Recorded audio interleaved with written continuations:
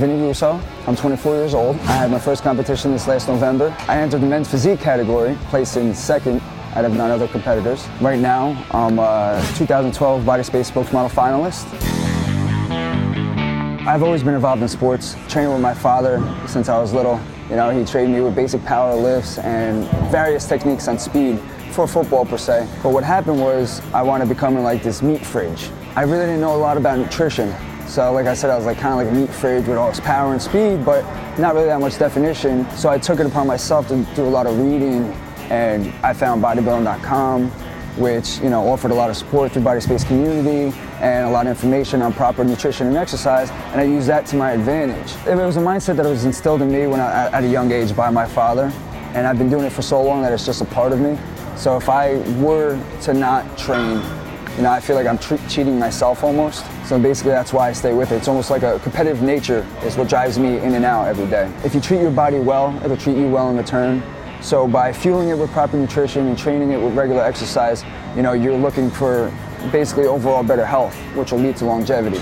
And that's what I find, you know, that keeps me in this. I coach high school football, so I'm able to give back to the youth of today. I'm given the freedom to teach them, you know, proper nutrition and proper exercise. And there's an indescribable feeling that I get just knowing that I'm not only changing their body compositions through this proper nutrition and exercise, but I'm changing their mindsets.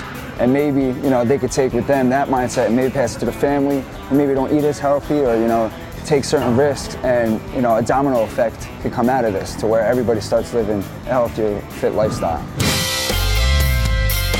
My mindset and philosophy on training is going there with high intensity. Don't go in there to politic and to talk around, you know, put your iPod in, throw your hood up, and do what you gotta do. Go at it 110% and train your body the way you're supposed to train it. I like to take 45 seconds to a minute in between sets. I like to keep it at 45 minutes long, my workouts. So I'm in and out, and I went in there with a goal and I accomplished my goal. I usually train 4 to 5 days a week. You know, it depends on what I'm training for. If I'm training for a competition, I keep it at 5 days a week. So like right now, I'm training 5 days a week, and I do body part a day. I love doing legs on Monday, and the reason why is because it's the start of a new week. It's when I'm most amped about getting in there, and the leg day is most taxing. So I figure let me get it when I got the most energy. So I'll do that Monday. I like to separate the push and pulls so I don't overwork any muscles. So I'll do chest on Tuesday. Wednesday we'll be back. Thursday's off, do my body a rest. I love rest days. Friday, for this competition, I'm working on my shoulder caps, so I wound up doing a little bit of shoulder cap work, and mainly shoulders.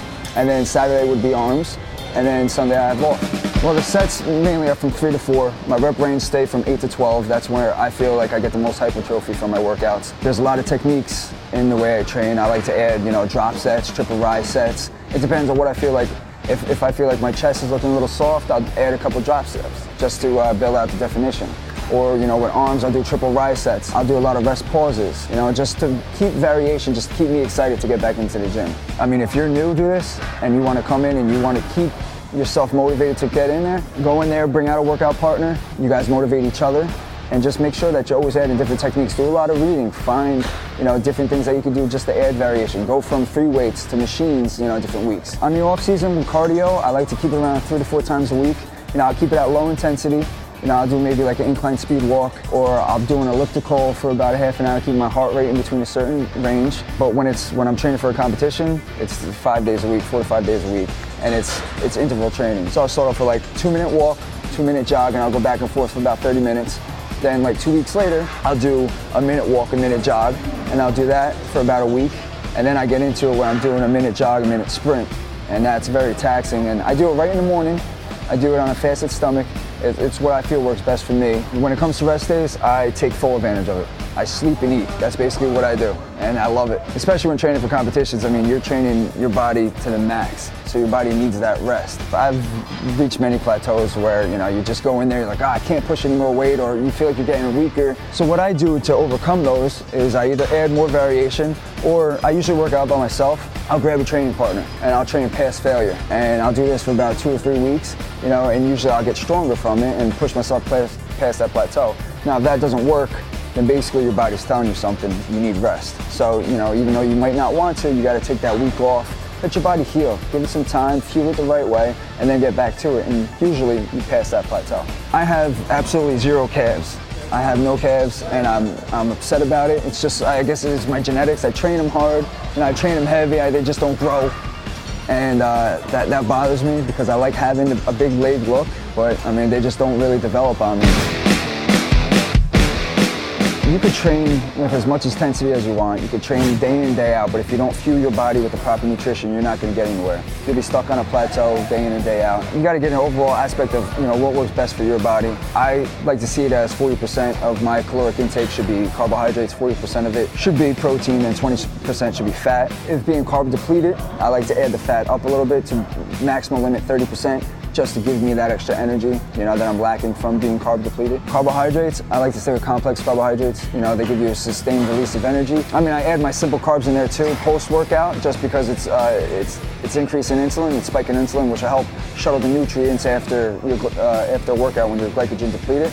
But mainly stay with the complex carbohydrates. It's your brown rice, it's your multi-grain rice cakes, bread here and there, but when you're training for a competition, I don't use wheat bread. As for fats, I take in nuts, seeds, avocados. I like to do omegas, and this basically provides me with insulin-free energy. So basically, it doesn't affect your blood sugar, which is good because you evade the crashes, you evade the depression, you evade the lethargic feelings, as the blood sugar varies. Proteins, I like to stay with complete proteins, would be my tilapia, my salmon, my chicken breast, my ground turkey, my beef, and they're complete because they provide the body with the full set of your essential amino acids. And then I also have my incomplete proteins, which is like my rice, my vegetables, things of that nature that I also get in my diet. Meal frequency is very important. I eat about 6 to 8 meals a day, depending on what time I throw myself out of bed. Or if I'm really hungry, maybe I'll throw an extra meal in there. But I like to keep it between 2.5 to 3 hours. You gotta look at your metabolism as a campfire. And the food that you fuel is the wood for the fire. So every time you put wood into your fire, your metabolism increases. Each meal is gonna call for a different amount of calories, and you gotta figure that out on your own.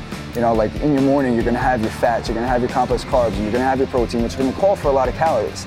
But then let's say when you're at nighttime, when it's before bed, you don't want to have all that fat or all that carbohydrates, so it's going to consist of lower calories. As I get closer to competition, I don't go out with my friends. I stay away from the temptation. I mean, it's like 7 weeks out, that's it.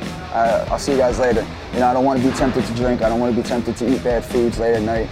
But that's just me. That's what I feel works best for me. I'm not a big believer in cheat meals. I mean, a lot of people use them for psychological effects. I don't believe in it. I see it as if I have a plan, I'm sticking to it. I don't veer off it.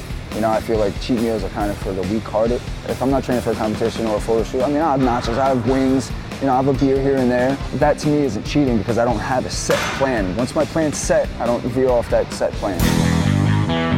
You need the creatine, you need the glutamine, you need the branched-chain amino acids, you need your omegas, you definitely need your protein. When you're training your body with high intensity, your body becomes depleted of many of these branched-chain amino acids or glycogen and protein, and your cells are being broken down and they need the supplements to help enhance and repair. I like to take glutamine. I like to take it for its repair purposes and because it's involved in increasing protein synthesis throughout your body. I take 5 grams before and after workouts, along as before bed. Creatine I find is very important. I feel like it's deemed with the false reputation that it only floods your cells with water and you lose that after discontinued use, but it has much more than just volumizing effects. You gotta think of it in terms of ATP, which is adenosine triphosphate, and that's the chemical energy for the body. And what it does is when you're taking creatine, you load up your body with phosphocreatine. And what phosphocreatine does is get stored into your muscle fibers, and it's there to donate a phosphate group to your ATP, which becomes ADP after it releases energy. So it uses the phosphate group and it restores your ATP levels. So basically, the more creatine you supplement in your body, the more energy you'll have for maximum muscle performance. I also like to do conjugated linoleic acid. I use that for weight management purposes. It's said to decrease your appetite. I take omegas right in the morning. I use them for their insulin-free energy, no blood sugar changes. I also supplement with branched-chain amino acids. Now, branched-chain amino acids are vitally important to have in your diet, and they're very important to supplement with. I take them in the morning. I take before workouts. I take them in my post-workout shake, and I take them even before bed.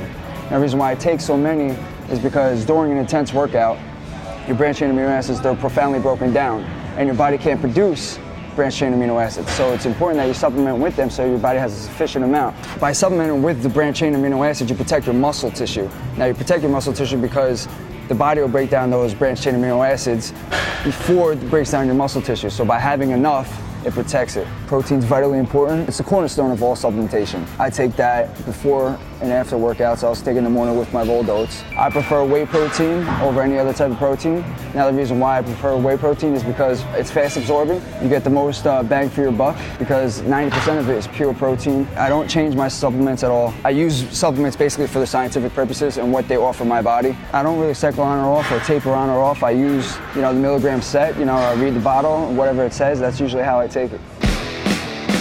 For all my nutritional information, for all my supplementation, for all my workout programs, please check out the page below.